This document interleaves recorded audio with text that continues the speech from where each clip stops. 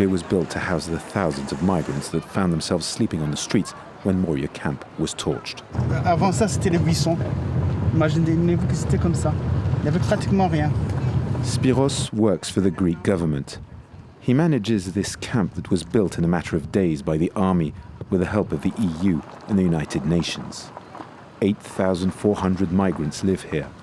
A COVID quarantine area had to be built. There is no running water or sanitation. Electricity is being deployed progressively.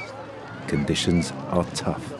Everyone is intense, including camp administrators. L'incendie a eu lieu le 8 septembre. Et là, nous sommes à la fin du mois. C'est tout ce qui a été fait. Nous avons essayé d'implanter la population du camp dans différentes zones, compte tenu des nationalités, compte tenu du genre. Migrants are stuck on Lesbos while their asylum requests are processed. Sometimes it takes months or years.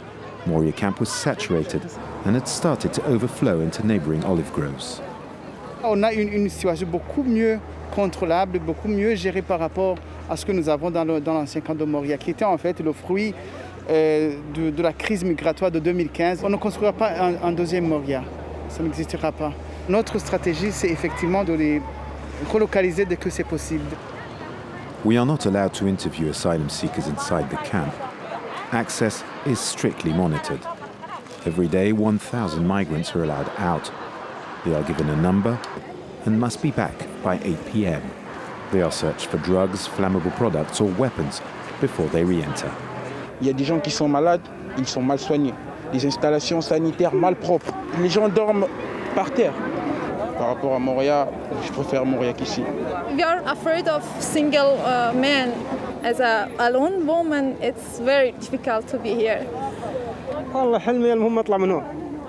لو على سوريا ما اطلع. حلم الواحد بس نطلع من الجزيرة. بس اطلع من هون.